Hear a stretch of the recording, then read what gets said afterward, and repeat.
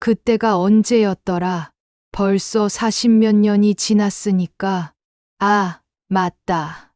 내가 32살이었어요. 젊은 나이죠. 그런데 그땐 세상이 무너지는 줄만 알았어요. 남편이 쓰러진 건 새벽이었어요. 갑자기 숨을 못 쉬겠다고 하더라고요. 급히 병원에 갔는데 의사 선생님이 고개를 젓더라고요. 손 쓸 방법이 없다고. 그때 큰애가 겨우 10살, 둘째가 8살, 막내가 5살이었어요. 장례를 치르는 동안 정신이 하나도 없었어요. 사람들이 오가며 뭐라 말을 하는데 귀에 하나도 안 들어오고 그냥 아이들 울음소리만 귓가에 맴돌았어요. 특히 막내가 아빠 찾는다고 우는 소리가. 지금도 그 소리가 귀에 생생해요. 장례 끝나고 집에 돌아오니 그제야 현실이 확 다가왔어요. 이제 정말 나 혼자구나. 새 아이를 어떻게 키워야 하나. 남편 월급으로 간신히 살아왔는데 이제 어떻게 하지? 그날 밤 아이들 재워놓고 부엌 구석에서 소리 죽여가며 얼마나 울었는지 몰라요. 다음 날부터 전쟁이었어요. 애들 학교 보내야 하고 밥도 먹여야 하고 집세는 내야 하고 그런데 돈이 없잖아요. 친정 식구들이 좀 도와주긴 했지만 그것도 한계가 있고 결국 일을 나가야 했어요. 처음엔 동네 반찬 가게에서 새벽부터 밤늦게까지 일했어요. 하루 종일 서서 일하니까 다리가 퉁퉁 붓고 손은 늘 반찬 냄새가 배어 있고 그래도 아이들 위해서는 참을 수 있었죠. 그네가 동생들 챙겨야 하니까 얼마나 고생했는지. 겨우 10살짜리가 밥까지 해먹이고 지금 생각해도 미안해요. 농사철이면 새벽부터 논밭 나가서 모내기, 김매기, 추수까지. 허리가 끊어질 것 같아도 참고했어요. 아이들이 엄마, 어디 아파? 하고 물으면 아니야, 안 아파 하고 웃어 보였지요. 내가 쓰러지면 이 집안이 끝이니까요. 그렇게 살다 보니 어느새 내 자신은 없어졌어요. 거울 보면서 예쁘게 꾸미고 싶다는 생각도 좋은 옷 입고 싶다는 생각도 전혀 안 났어요. 오직 엄마로만 살았지. 여자로서는 죽은 거나 마찬가지였어요. 친구들이 가끔 재혼 생각은 안 해봐? 하고 물어보면 펄쩍 뛰었어요. 무슨 소리야? 아이들도 있는데. 사실은 무서웠던 것 같아요. 다시 누군가에게 기대고 싶은 마음과 동시에 또 잃을까봐 두려워서 그냥 아이들하고만 살면 된다고, 그럼 다치지 않는다고 생각했어요. 세월이 흘러 큰애가 대학 들어갔을 때 등록금 마련하느라 정말 죽을 뻔했었지만 해냈어요. 둘째, 셋째도 마찬가지로. 내가 어떻게 그 힘으로 새 아이를 다 대학까지 보냈는지 지금도 신기해요. 돌이켜보니 그 긴 세월 동안 나는 정말 엄마로만 살았더라고요. 하지만 후회는 안 해요. 내 아이들이 다 잘 컸으니까. 그게 내 자랑이에요. 그러다 작년 봄이었어요. 아이들이 다 자리 잡고 나서 큰애가 엄마, 이제 좀 밖으로 나가세요. 집에만 계시지 말고 하더라고요. 그래서 용기 내어 동네 경로당 노래교실에 나가기 시작했어요. 처음엔 정말 어색했어요. 평생 남을 위해서만 살았는데 갑자기 내 취미를 위해 시간을 쓴다는 게. 노래교실에 가면 할머니들이 대부분이었는데 다들 친절하게 대해 주시더라고요. 그런데 어느 날 새로운 분이 오셨어요. 키가 훤칠하고 머리가 희끗희끗한 품이 있어 보이는 할아버지였어요. 선생님이 소개해 주시길 이웃 동네에서 오신 박 선생님이라고 하더라고요. 그분이 앉은 자리가 제 옆이었어요. 노래 부르기 전에 잠깐 인사를 나누게 됐는데 목소리가 참 듣기 좋더라고요. 처음 뵙겠습니다. 박영수입니다. 하고 정중하게 인사하시는데 내 얼굴이 빨개지는 거예요. 정말 어이없었어요. 이 나이에 무슨 싶어서. 안녕하세요. 김순자라고 해요. 하고 인사했는데 목소리가 떨리더라고요. 오늘 처음 오는데 잘 부탁드립니다. 하고 웃으시는데 참 따뜻한 미소였어요. 그날 노래 연습하는 동안 자꾸만 옆을 힐끔힐끔 보게 되더라고요. 정말 바보 같았어요. 수업이 끝나고 나오는데 그분이 혹시 시간 괜찮으시면 차라도 한잔 하실래요? 새로 온 사람이라 아는 분이 없어서요. 라고 하셨어요. 순간 어떻게 대답해야 할지 모르겠더라고요. 평생 남편 아닌 다른 남자와 차 마신 적이 없었거든요. 그런데 거절하기도 못하고, 네, 좋아요. 하고 말이 나왔어요. 경로당 앞 작은 찻집에 앉아서 처음엔 어색했어요.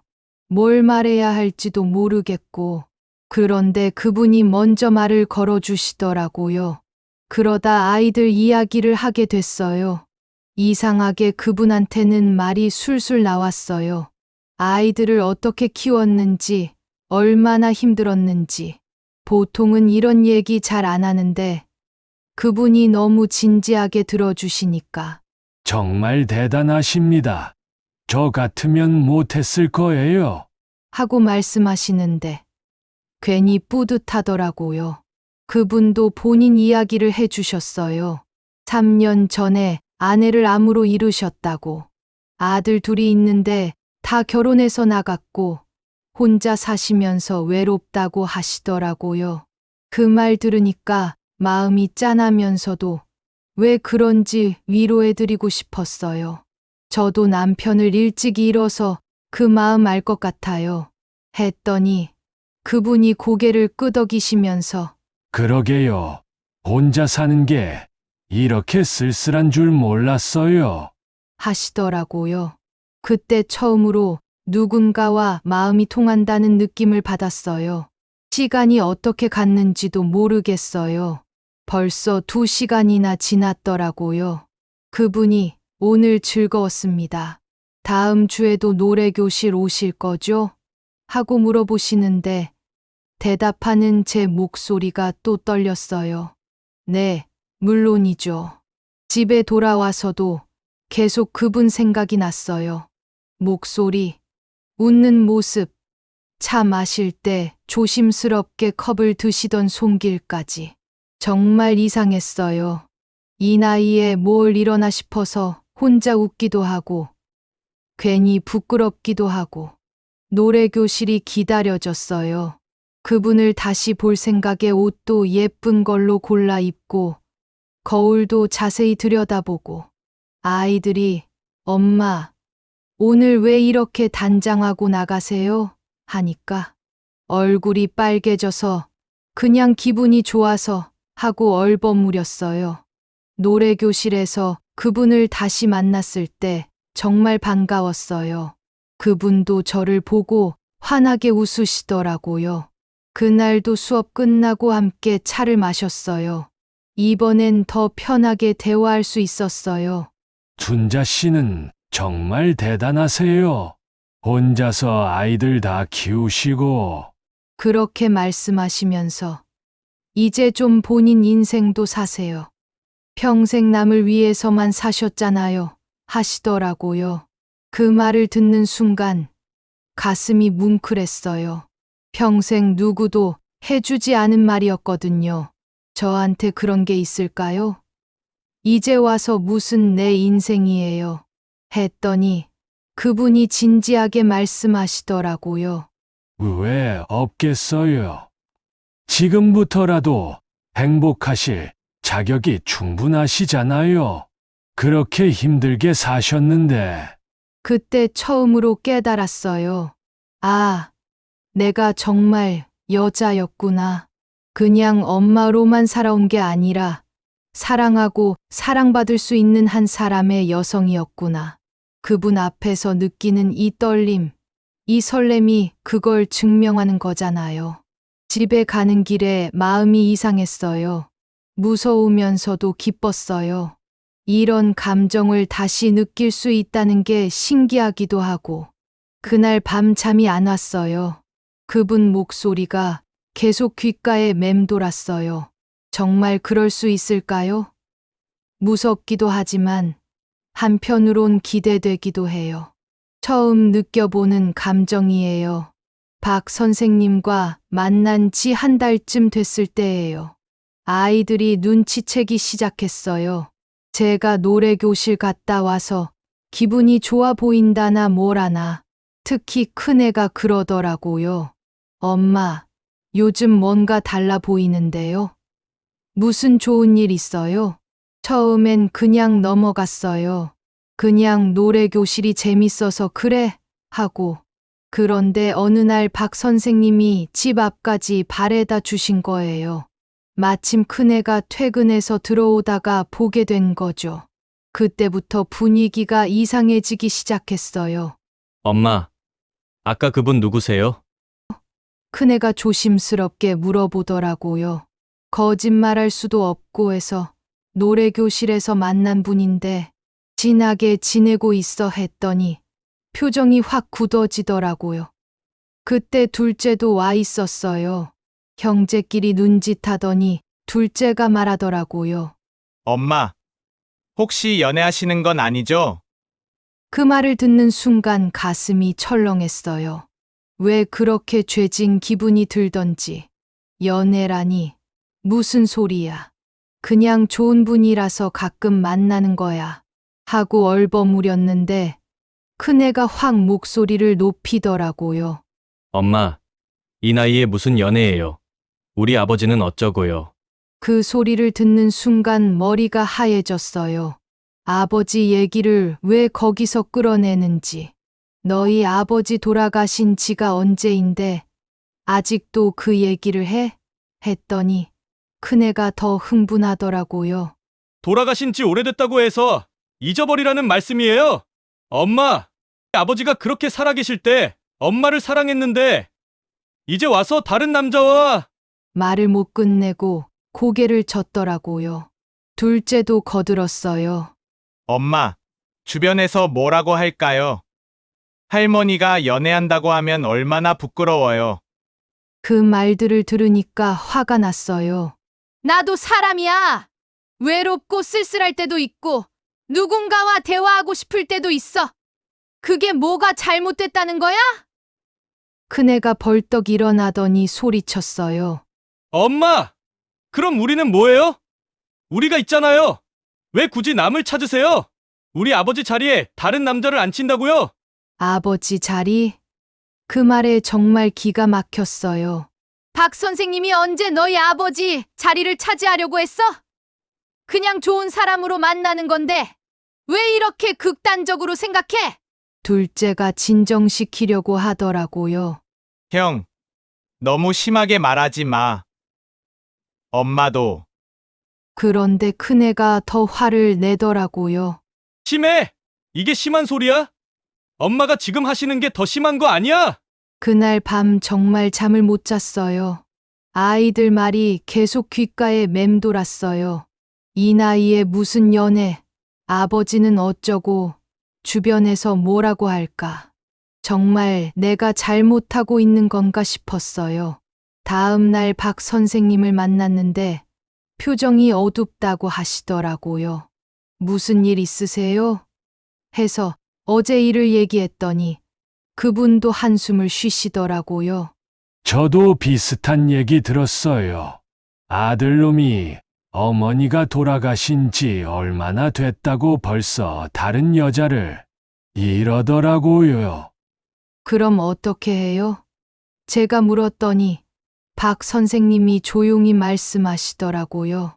우리도 우리 인생을 살아야지 않겠어요, 순자 씨?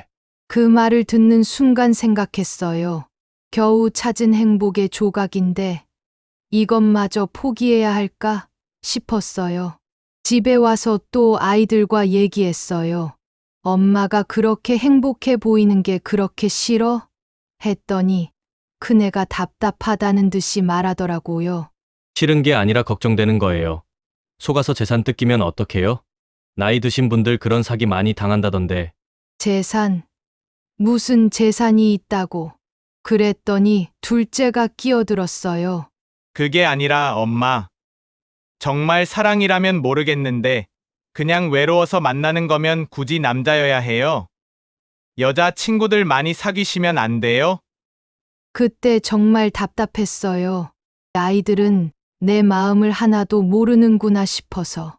너희들은 다 연애하면서 행복하게 살면서 엄마는 왜 혼자 늙어가야 해? 나도 누군가와 함께 웃고 싶고 따뜻한 말 한마디 듣고 싶어. 그게 그렇게 이상한 일이야? 셋째는 그나마 이해하려고 하더라고요. 그날 밤에 혼자 생각해 봤어요. 정말 내가 잘못하고 있는 건가? 남편 없이 30몇 년을 살았는데 이제 와서 새로운 사람을 만나는 게 그렇게 큰 죄인가? 아이들 다 키우고 할 일 다 했는데 내 인생의 마지막 장에서조차 내 마음대로 못하는 건가? 억울했어요. 왜 이렇게 죄인 취급을 받아야 하는지. 그러면서도 한편으론 아이들이 섭섭할 만도 하구나 싶었어요. 아버지를 그렇게 좋아했으니까 정말 어떻게 해야 할지 모르겠어요. 내 행복을 위해 아이들과 멀어져야 하는 건지 아니면 아이들을 위해 내 행복을 포기해야 하는 건지. 그렇게 큰 소리로 싸우고 난 다음 날이었어요. 마음이 너무 복잡해서 멍하니 앉아 있는데 막내가 일찍 들어오더라고요. 평소 같으면 인사만 하고 자기 방으로 들어가는데 그날은 제 옆에 앉더라고요. 엄마, 형들이 너무 심하게 말했어요.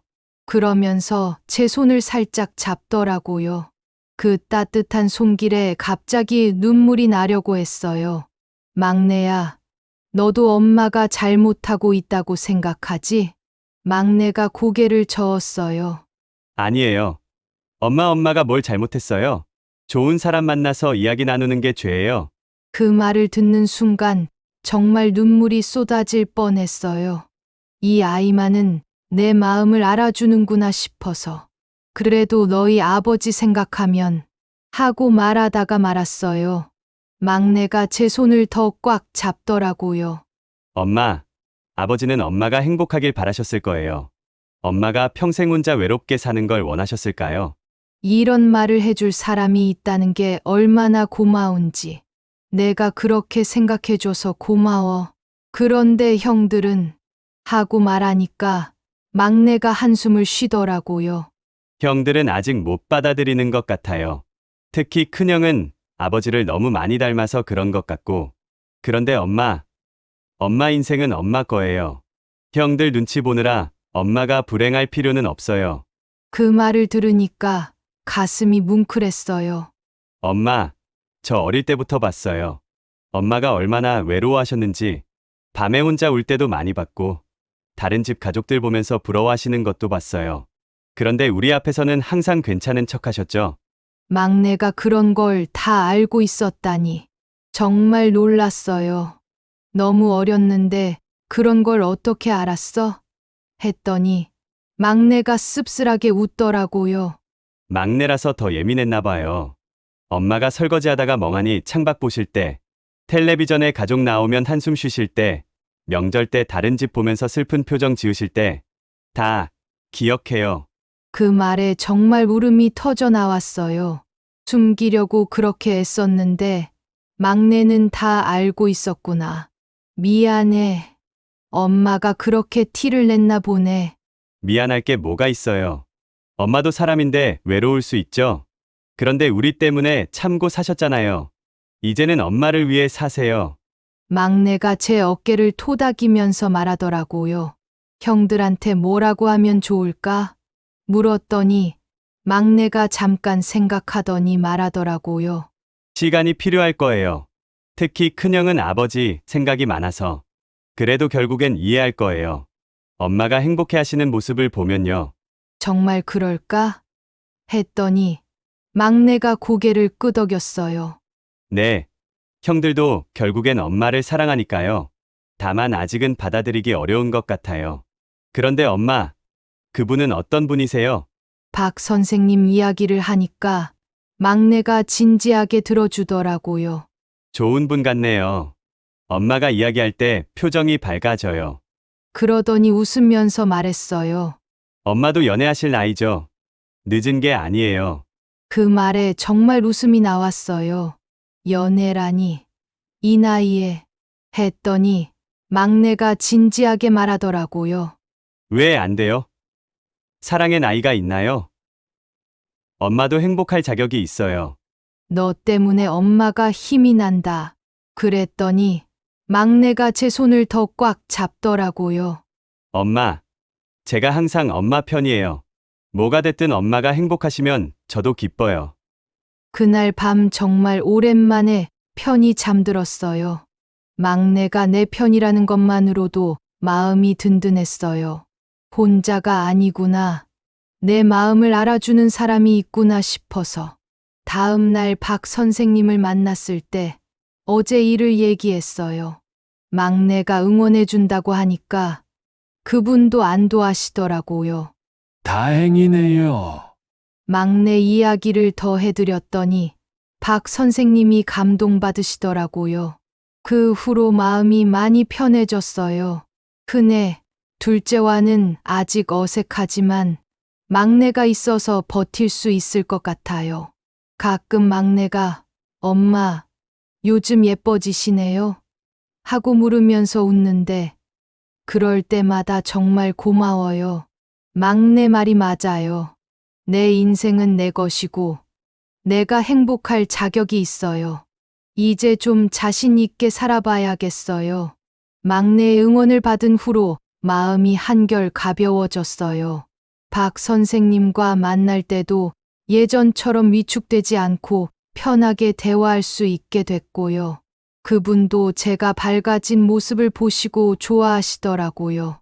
어느 토요일이었어요. 박 선생님이 날씨가 좋은데 공원이라도 걸어볼까요? 하시더라고요. 평소 같으면 사람들 시선이 부담스러워서 망설였을 텐데, 그날은 좋아요 하고 바로 답했어요. 공원에 나가니까 정말 날씨가 좋더라고요. 햇볕이 따뜻하고 바람도 살랑살랑. 박 선생님이 제 옆에서 천천히 걸으시면서 이런저런 이야기를 해주시는데 정말 편안했어요. 그러다가 그분이 살짝 제 손을 잡으시더라고요. 순간 깜짝 놀랐어요. 이런 스킨십은 남편 말고는 처음이었거든요.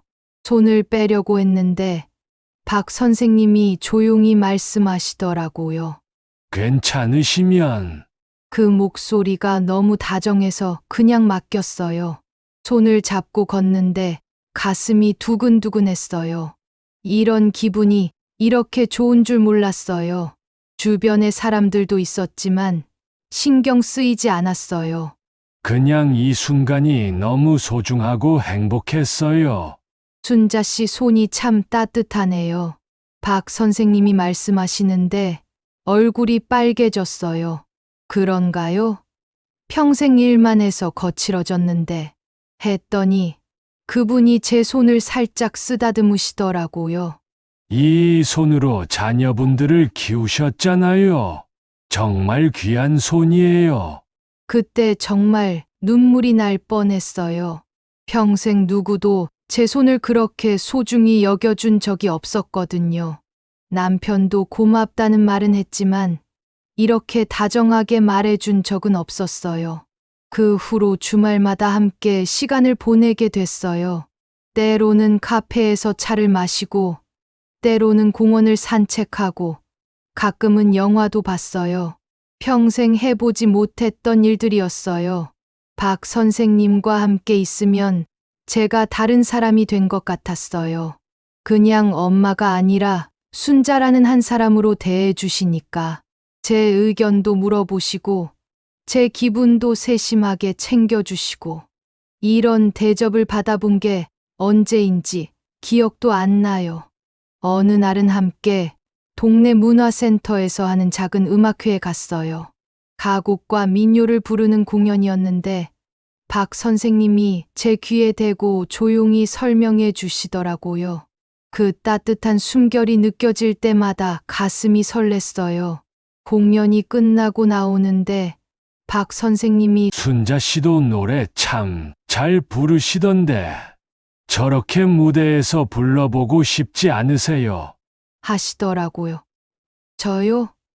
무슨 말씀을 했는데 그분이 진지하게 말씀하시더라고요. 정말 목소리가 아름다워요. 자신감을 가지세요. 평생 누구도 제 노래를 칭찬해 준 적이 없었거든요. 집에 돌아와서 거울을 보니까 제 모습이 달라 보였어요. 표정이 밝아졌다고 해야 하나. 평생 굳어있던 얼굴에 웃음이 자리 잡았어요. 막내가 칭찬해 줄 땐 무슨 소리야 했는데 정말 거울 속 제 모습이 예전과 달랐어요. 노래 교실에서도 달라졌어요. 예전엔 그냥 따라 부르기만 했는데 이제는 즐겁게 부르게 됐어요. 선생님이 순자 어머님, 요즘 노래에 감정이 실려 있네요. 하고 칭찬해 주시더라고요. 그럴 때마다 박 선생님이 환하게 웃으시는데 그 모습을 보면 더 행복했어요. 물론 아이들은 아직도 어색해해요. 큰애와 둘째는 여전히 못마땅해하고 제가 외출한다고 하면 시큰둥해해요. 그래도 전처럼 강하게 반대하지는 않아요. 제가 행복해하는 모습을 보니까 조금씩 받아들이는 것 같기도 하고요. 그래도 우리는 서로 힘이 되어주고 있어요. 어제는 박 선생님이 순자 씨, 고맙습니다. 하고 갑자기 말씀하시더라고요. 뭐가 고마워요? 했더니 제 인생에 다시 봄이 온 것 같아요. 순자 씨 만나고는 내일이 기다려져요. 하시더라고요. 저도 똑같은 마음이에요. 아침에 일어나면 오늘은 뭘 할까? 박 선생님은 뭘 하고 계실까 생각하게 되고 전화벨이 울리면 혹시 박 선생님일까 하고 설레고 이런 감정이 이 나이에도 가능한 줄 몰랐어요. 하지만 가끔 정말 내가 이래도 되는 건가? 아이들에게 미안하지 않나? 주변 사람들이 뭐라고 할까? 이런 생각들이 머릿속을 맴돌아요. 그럼에도 불구하고 전 이 감정을 포기하고 싶지 않아요. 평생 자식들을 위해서만 살았는데 이제는 저를 위해서도 살고 싶어요. 여러분은 어떻게 생각하세요? 이 나이에 다시 설레는 게 죄가 될까요? 저는 이제 엄마가 아니라 한 여자로 살아보고 싶습니다.